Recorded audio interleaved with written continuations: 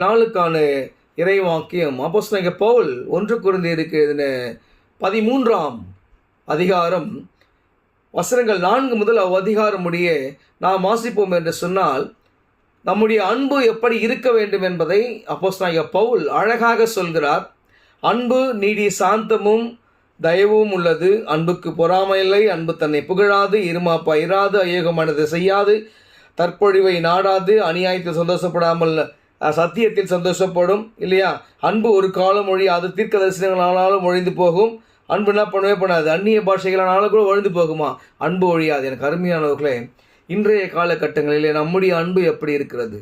ஒரு தாய்க்கும் ஒரு தகப்பனுக்கும் நாம் எப்படி அன்பாக இருக்கிறோம்? ஒரு தகப்பன் கண்டிச்சா உடனே அந்த தகப்பனை நாம் நிந்திக்கிறோம். ஒரு தாய் கண்டிச்சா அந்த தாயை நம்ம நிந்திக்கிறோம்.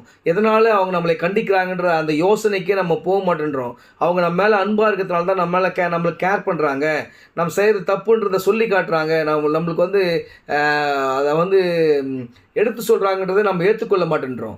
அதே ஒரு கணவன் ஒரு மனைவி அன்புக்கு அந்த வாழ்க்கைக்குள்ளாக அந்த பிரவேசிக்கிற நாள் முதற்கொண்டு ஒரு 2-3 மாதங்கள் கொண்டு அந்த அன்பு போக போக போக அந்த அன்பு ஒருவருக்கு ஒருவர் ஈகோ நிறைய பிரச்சனைகளை உருவாக்கி கொண்டிருக்கிறது.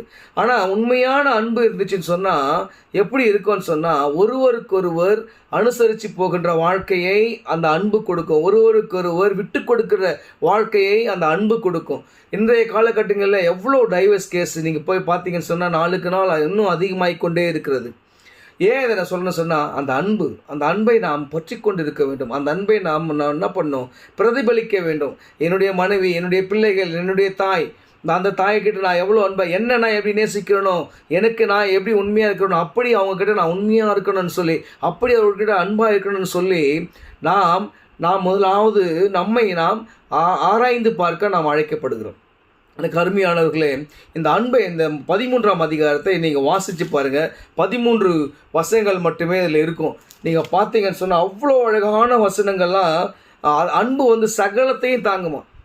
என்ன அவங்க இதோ பண்ணிட்டாங்க, இப்படி பண்ணிட்டாங்க, அப்படி பண்ணிட்டாங்க சொல்லு. ஒரு கணவன் மனைவி, ஒரு தாய், ஒரு தந்தை கண்டிக்கும் போது பிள்ளை சொல்லுகிற காரியம், எங்கள் அப்பா இப்படி எனக்கு பிடிக்காது அப்படியெல்லாம் சொல்கிறாங்க.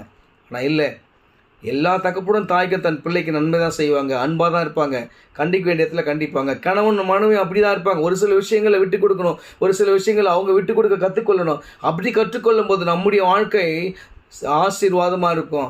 கடைசியில் நீங்கள் பார்த்தீங்கன்னு சொன்னால், இப்பொழுது விசுவாசம், நம்பிக்கை, அன்பு இவ்3இல் நிலைத்திருக்கிறது, இவைகளில் அன்பே பெரியது. எனக்கு அருமையானவர்களே, அன்பு தான் எல்லாவற்றையும் தாங்கும். அன்பு நம்முடைய வாழ்க்கையை புதிதாக்கும். அன்பு நம்முடைய வாழ்க்கையை இன்பமாக்கும். விசுவாசிங்கே கர்த்தர் பெரிய காரியங்களை செய்வார். ஆமென்.